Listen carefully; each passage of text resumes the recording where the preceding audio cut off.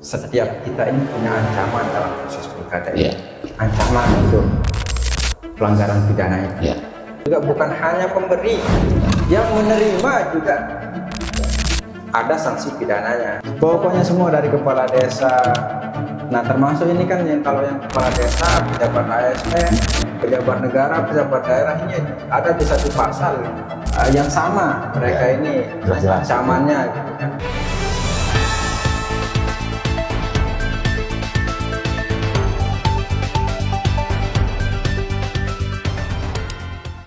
Assalamualaikum warahmatullahi wabarakatuh. Selamat malam.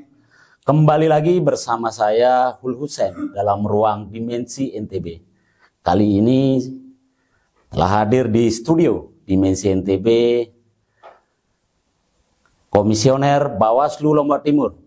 Jadi saya langsung saja menyapa beliau. Kita tidak perlu panjang-panjang ya, karena memang situasi politik di Lombok Timur ini sudah mulai menghangat. Nah, bagaimana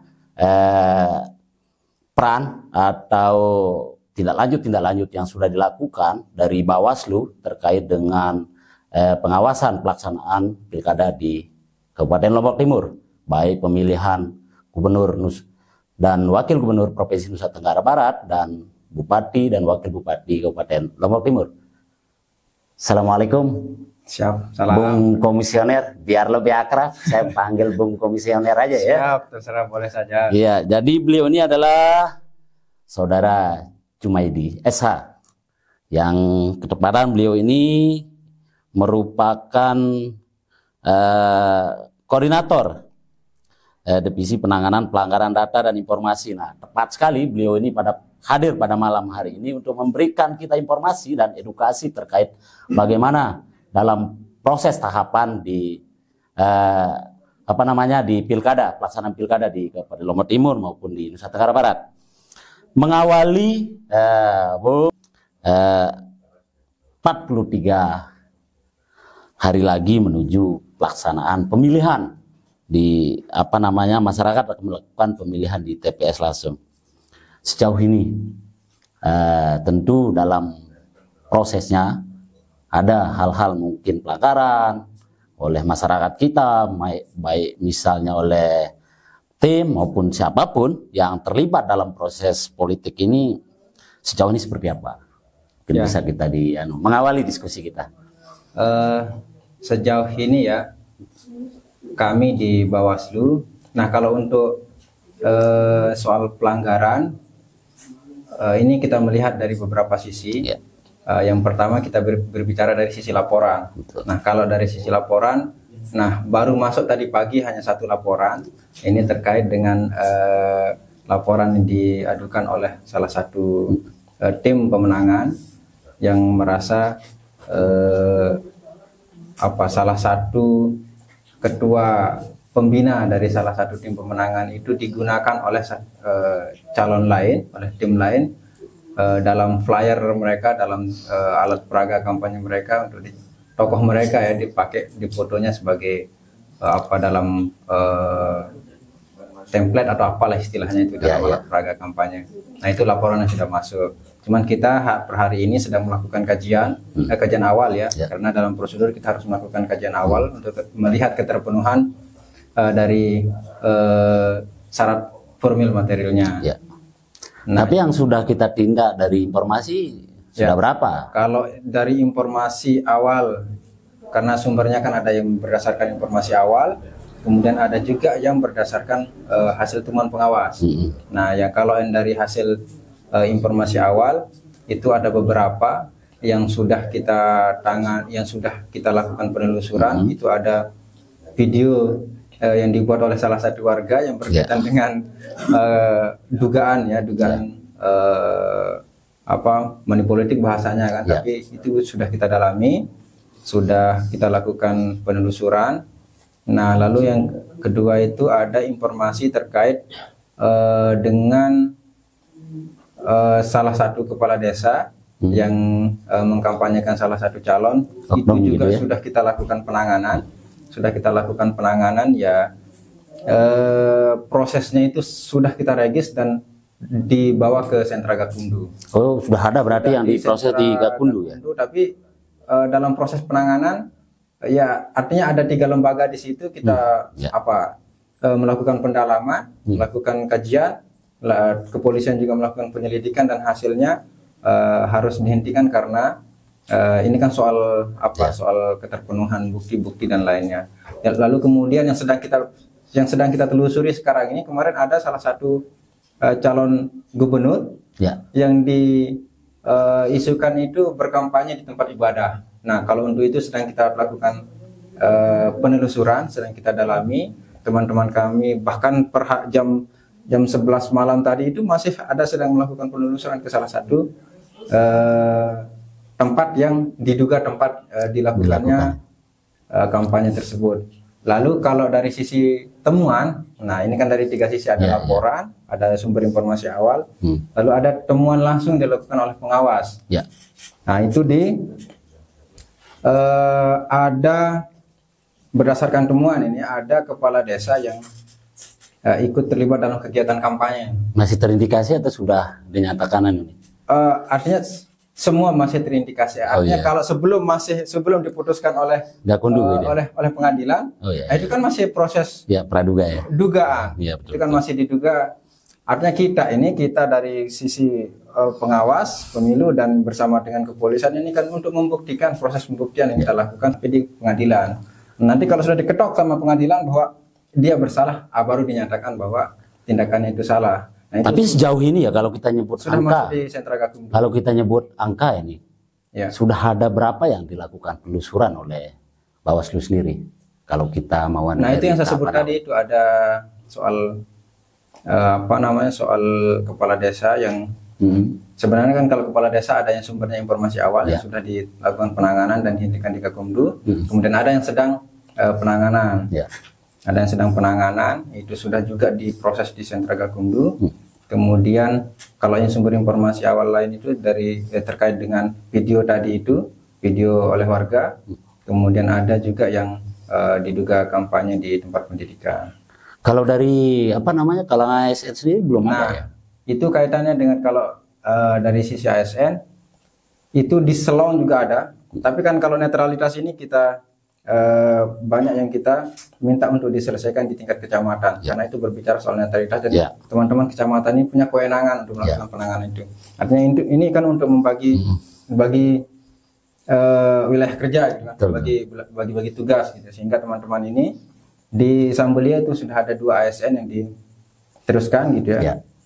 Kemudian di Selong itu sedang melakukan penanganan terhadap salah satu ASN yang diduga melanggar netralitas. Kemudian di Kecamatan Sakra Barat itu sudah dilakukan penerusan terkait keterlibatan salah satu ASN dalam kegiatan kampanye. Menarik. Beberapa progres dalam fase tahapan penyelenggaraan pilkada khususnya kita di Kabupaten Lombok Timur, ada beberapa proses sudah yang dilakukan oleh Bawaslu Kabupaten Lombok Timur, bahkan sampai masuk di Gakumdu.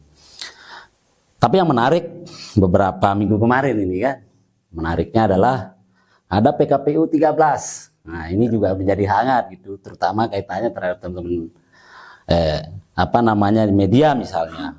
Dan di situ sebenarnya ada media sosial, lalu kemudian pengguna-pengguna ini kan tentu saya ingin coba sedikit saja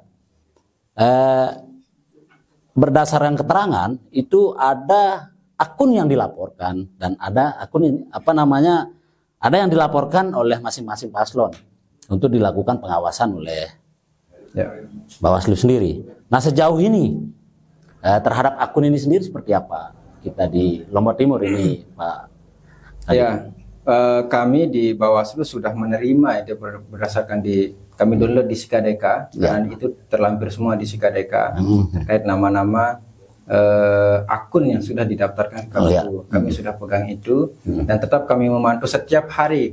Kami minta untuk dicek untuk melihat seperti apa postingan mereka, seperti apa kampanye-kampanye yang dilakukan, yang disuguhkan melalui sosial media yang mereka punya, melalui akunnya itu sendiri.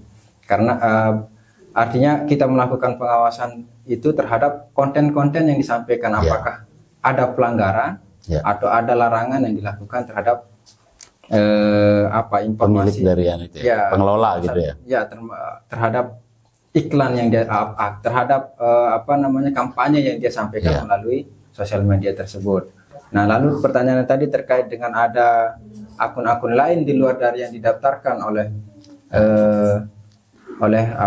masing-masing pasangan calon ya ke KPU. Artinya itu kita melihat tetap juga kalau misalnya ada muatan kampanyenya, tetap juga kita akan lihat jika ada dalam jika ada pelanggaran yang dilakukan terhadap konten yang disampaikan, tetap juga kita akan proses karena itu kita anggap sebagai setiap orang karena itu kita anggap sebagai setiap orang. Kalau misalnya ada pelanggaran dalam penyampaian yang disampaikan dalam konten sosial media yang dia punya jadi yang sedikit menjadi, dan itu juga sebenarnya sudah menjadi pembicaraan beberapa minggu kemarin gitu kan, terutama terhadap media daring gitu kan, karena di situ juga melekat, terutama sekarang kan di tengah perkembangan digitalisasi, tentu media migrasinya banyak dengan konten-konten publikasi beritanya melalui berita digital, media online gitu. Nah ini yang di sisi lain, di situ kalau kita mau sedikit mengutip dari PKPU 13 itu jelas hanya 14 hari boleh dilakukan iklan gitu kan. Nah ini sebenarnya seperti apa supaya mungkin menjadi edukasi juga buat publik gitu. Itu kan akhirnya terpisah di antara sosial media dengan media daring. Kalau menurut PKPU itu kan media online, berita yang disampaikan melalui media online itu kan termasuk dalam media dalam jaringan. Nah, kalau artinya harus tunjuk juga perusahaan-perusahaan media daring ini terhadap aturan dalam PKPU itu. Artinya berarti di sini mungkin Bung Komisioner, ada juga kan masih ada media cetak kita. Apakah itu juga pada posisinya sama gitu? Sama. Supaya mungkin bisa kita gitu. Jadi yang diatur itu kan yang beriklan, yang menyampaikan iklan terkait dengan kampanye ini, yang diatur itu kan media cetak, media massa cetak, dan media massa elektronik, kemudian dan media daring. Nah, itu hanya boleh berkampanye mulai dari tanggal 10 November sampai tanggal 14. Iya, hanya cuman 14 hari dari 14 hari ya. Dari tanggal 10 sampai tanggal 23. 23 sampai masa hari tenang gitu ya. Ya, sampai 3 hari. Nah, ini yang memang sedikit karena dari sisi lain media ini merupakan perusahaan yang kemudian berbicara tentang profit gitu kan. Momentum politik itu biasanya menjadi ruang-ruang bagus gitu kan untuk bagaimana, tetapi ada yang di sisi lain ada yang mengatur gitu kan. PKPU PKPU 13. Nah, ini sejauh ini apakah di lapangan ada temuan kan? Kita berbicara di ini, Pak. Itu tadi ya, selain kita mengawasi soal sosial media terhadap akun-akun sosial media yang sudah disampaikan ke KPU, juga terhadap media daring, media daring maupun media cetak ini kan bagian dari pengawasan. Karena mau tidak mau itu kan menjadi kewajiban ketika disebutkan dalam PKPU itu. Nah, ya sejauh ini kami juga memantau terhadap pergerakan kawan-kawan di perusahaan media ini, ya artinya ada sebetulnya yang sedikit mulai menyerempet-rempet, tapi sebelum terlalu jauh kita selalu melakukan pencegahan terlebih dahulu, artinya untuk mengingatkan terlebih dahulu. Nah, sehingga kalau beberapa setelah kita melihat beberapa kemarin lalu kemudian kita melakukan pencegahan, artinya sekarang ini sudah mulai bersih. Nah, belum lagi kita dalami. Ya, memang kan awalnya ya tidak bisa kita pungkiri, kita kan sebelum keluarnya PKPU dan sebelum disosialisasikan gitu kan. Ya kan teman-teman wartawan juga, mungkin teman-teman di perusahaan juga tidak ada yang tahu gitu, sehingga nah ini yang perlu mungkin menjadi sebuah penyampaian informasi kepada Tapi saat ini kan seperti yang disampaikan oleh Bung Komisioner tadi sudah mulai masif ini gitu ya. Ya, jadi kita sangat berharap sebetulnya memang teman-teman media ini menjadi corong kita untuk dalam segala bentuk edukasi, ya, termasuk terkait dengan informasi-informasi dan pendidikan politik terkait dengan kegiatan kampanye ini.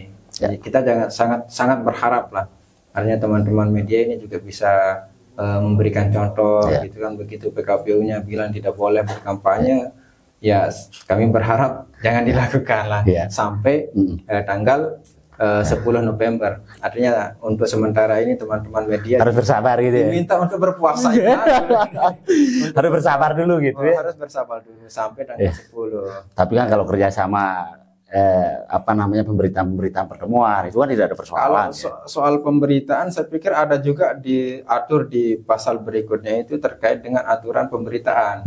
Jadi pemberitaan itu juga kan sebetulnya sesuatu yang tidak dilarang dalam aktivitas media gitu kan, sesuatu yang wajar yang selalu dilakukan oleh teman-teman media terkait dengan pemberitaan. Nah, kalau misalnya memberitakan terkait dengan kegiatan kampanye, itu dalam PKPU itu diperbolehkan. Artinya kegiatan kampanye yang diliput, yang diberitakan, tapi harus dilakukan terhadap semua calon. Jangan hanya satu calon yang kemudian terus itu saja artinya berimbang lah. Ada keberimbangan. Nah, ini yang itu kan soal gitu etika jurnalis. Iya, betul. Soal etika jurnalis. Artinya kita tidak mau terlalu jauh lah soal teman-teman yang lebih paham soal etika jurnalis. Lain-lain. Memang kan saya sedikit ini tadi kelolosan ini Kanda Komisioner. Jadi dalam melakukan pengawasan terutama ini terhadap akun media sosial baik TikTok, terus ada Facebook gitu kan, yang sekarang misalnya Instagram juga kan. Ini sejauh ini ada tidak yang mungkin menjadi telusuran mungkin dari informasi awal sejauh ini kalau dari media sosial sendiri? Sejauh ini kalau dari media sosial yang sudah terdaftar di KPU ya, kami temukan hanya satu kemarin yang kemudian memposting terkait dengan kegiatan gitu ya, terkait kegiatan dengan satu calon yang ada muatannya itu terkait dengan ada hadiah yang nilainya sampai jutaan lah disebutkan kan. Nah, terhadap hal itu langsung kita telepon untuk untuk timnya, untuk jangan lakukan itu kegiatannya yang kita minta untuk dicegah. Artinya sebetulnya kan muatan yang disampaikan di situ soal informasi kegiatan. Yang di dalamnya itu menginformasikan terkait dengan adanya hadiah. Jadi hadiah dalam bentuk kegiatan itu boleh sebetulnya, tapi harus dalam bentuk barang dan tidak boleh lebih dari 1 juta. Artinya ada nominal yang membatasi. Ada nominal, tidak boleh lebih dari 1 juta terhadap satu nilai barang, satu unit barang. Satu hadiah misalnya. Jadi berarti itu juga diawasi ya terkait dengan. Itu juga kita awasi. Nah, ini kan penting sehingga orang kan ingin mengharapkan simpati nih banyak orang kan. Nantinya menyiapkan hadiah yang besar-besar. Kan ini bertolak belakang dengan aturan yang sudah ada gitu ya. Ada calon yang sudah mau melakukan kegiatan yang nilainya cukup besar gitu ya. Dan alhamdulillah itu berhasil kita cegah. Untuk kemarin ada yang mau jalan sehat kan, termasuk jalan ini kan ada di pasal 57 itu ayat 1 poin J itu yang menyebutkan yang dilarang itu kan berkampanye dengan berkampanye dengan pawai jalan kaki ataupun menggunakan kendaraan di jalan raya itu kan tidak diperbolehkan. Sehingga jalan sehat yang mereka mau buat itu kita cegah. Lalu kemudian, nah itu kan sumbernya dari media yang mereka dari media sosial media yang mereka daftarkan gitu. Kita lihat itu akhirnya kita segera lakukan pencegahan. Termasuk hadiah-hadiahnya kan lebih dari 1 juta mereka mau sebut. Tapi tolong jangan lakukan itu. Akhirnya mereka dengar pencegahan kita. Ya kan kalau mereka tidak mau dengar pencegahan kita kan, mau tidak mau kita harus melakukan proses penanganan. Artinya jika setelah dilakukan pencegahan awal gitu oleh teman-teman dari Bawaslu, jika tidak diindahkan gitulah misalnya. Jadi prinsip kami dalam proses pengawasan ini kan yang paling utama itu pencegahan. Kita harus optimalkan soal pencegahan. Tetapi misalnya Ya. jika salah satu paslon maupun melalui timnya lah, apalah istilahnya gitu kan, ketika sudah dilakukan pencegahan dengan secara persuasif gitu oleh Bawaslu, jika tidak dilakukan, langkah berikut dari Bawaslu sendiri terhadap kondisi tetap seperti apa? harus melakukan penanganan. Langsung ditindak gitu ya. Sebetulnya kan ya disitulah ruang kita gitu kan. Ya artinya ketika kita melihat ada potensi dugaan pelanggaran kan itu menjadi secara tanggung jawab kita untuk melakukan pencegahan agar tidak terjadi. Tapi kalau misalnya di luar dari pengawasan kita, terus mereka melakukan apa yang sudah dilarang, ya tetap harus kita lakukan penanganan. Meskipun misalnya saat itu juga setelah kita melakukan pencegahan, dia tetap melakukan, itu juga harus kita lakukan penanganan. Harus masuk di ruang penanganan. Memang. Kalau misalnya itu ada dugaan pelanggaran pidananya, maka kita akan larikan ke sentra Gakumdu ya. Berarti semua yang kaitannya kalau sudah masuk ke ranah pidana itu langsung diproses di Gakumdu. Sentra Gakumdu. Jadi setelah kita regis 1 kali 24 jam itu harus dibahas di sentra Gakumdu, lalu kemudian 3+2 hari itu harus sudah selesai penanganan di kami. Berarti waktu sangat singkat gitu ya? Sangat singkat. Langsung diproses, didaftarkan. Maksimal itu 5 hari setelah diregis itu. Itu langsung didaftarkan langsung dibawa ke kepolisian untuk dilakukan penyidikan. Penyidikan di kepolisian, ditindak di kejaksaan. Jadi atau didaftarkan langsung ke pengadilan gitu ya? Di penyidikan itu ada waktu selama 14 hari kerja, lalu setelah itu langsung dilanjutkan ke kejaksaan untuk dilakukan pelimpahan ke pengadilan. Itu alurnya. Ya. Tapi kalau dari proses yang sudah dijalankan ini sampai per hari ini, ada tidak kemudian dari temuan yang dilakukan sampai dalam proses tindak lanjut dari informasi ada tidak yang kemudian salah satu dari temuan itu yang kemudian akan masuk ke ruang Gakumdu sampai hari ini? Yang sedang atau sudah masuk di ruang Gakumdu itu ada satu yang saya sebut tadi, itu yang kepala desa salah satu kecamatan. Oknum kepala desa ya. Nah, itu sudah kita tangani dan tinggal menunggu waktu saja kapan dilakukan penerusan gitu ya. Berarti potensi sama dengan pileg kemarin kan satu ini. Satu. Di pilkada juga satu ya. Ini kan masih panjang. Masih panjang itu. Kampanye ini kita berharap cukup satu ini saja meskipun masih panjang kan. Ya semoga tidak ada lagi kan. Ya artinya dengan segala bentuk pencegahan yang sudah kita lakukan, kita memanggil di beberapa tempat untuk kita sama-sama sosialisasi, kemudian kita mengajak untuk ikrar netralitas kepala desa, begitu juga dengan ASN. Jadi kami sangat berharap cukuplah pelanggaran ini. Tapi kalau toh terjadi juga, ya mau tidak mau kita harus tangani, karena itu menjadi tanggung jawab kita. Karena memang kan berjalan baik dan tidaknya juga dalam proses ini kan tentu ada di situ pengawasan. Betul. Tetapi kan kalau dari istilah teman-teman Bawaslu ya, ada juga kemarin ya karena saya juga ikut di sosialisasi bagaimana peran aktif dari kita semua masyarakat gitu kan untuk melakukan pengawasan sehingga tidak ada pelanggaran-pelanggaran di tengah masyarakat. Nah, tentu ini menjadi edukasi dan informasi informasi dan edukasi buat sahabat dimensi NTB, Bung Komisioner. Tentu dalam pelaksanaan beberapa hari ke depan, tadi kita sudah singgung ada tinggal 43 hari ini. Tentu sebagai closing statementnya, Bung Komisioner, silakan mungkin disampaikan sehingga tidak ada pelanggaran-pelanggaran, baik misalnya terhadap kawan-kawan kita yang sebagai tim di situ gitu kan, termasuk bersama paslonnya, baik itu misalnya calon gubernur dan wakil gubernur Nusa Tenggara Barat maupun bupati dan wakil bupati di Kabupaten Lombok Timur.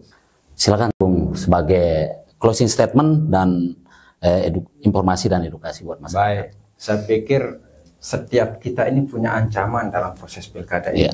Ancaman untuk pelanggaran pidana itu. Setiap kita, karena dalam beberapa pasal itu ya disebutkan itu setiap orang Ya termasuk misalnya soal money politik, setiap orang itu bisa kena dengan pasal money politik. Ya. Termasuk juga bukan hanya pemberi, Ya. yang menerima juga Ya. ada sanksi pidananya. Jadi ya saya berharap ini kan ya kita semua sama-sama jaga lah soal kondusivitas dalam proses pilkada sehingga demokrasi ini berjalan dengan aman. Termasuk juga penyelenggara. Ya.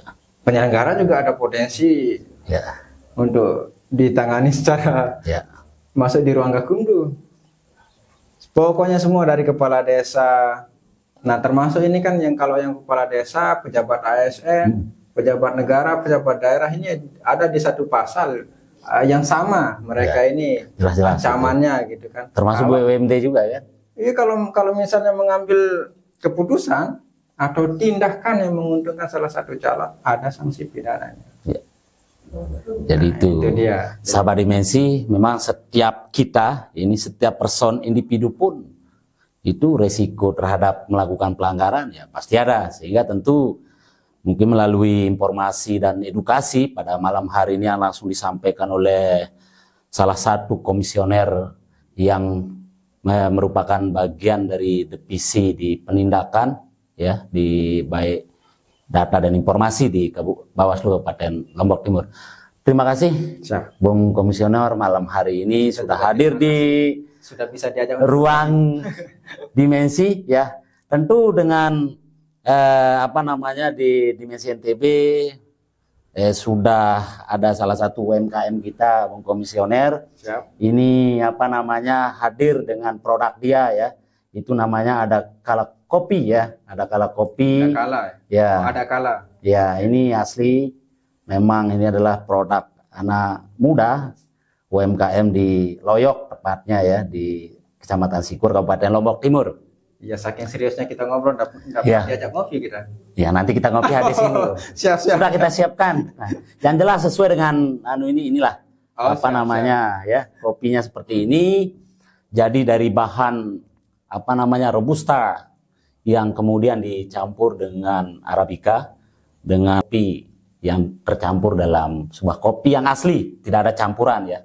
Silakan yang mungkin sahabat Dimensi NTB yang mungkin ingin merasakan bagaimana aroma dari Ada Kala Kopi, silahkan bisa pesan langsung atau bisa tag di kanal YouTube Dimensi NTB.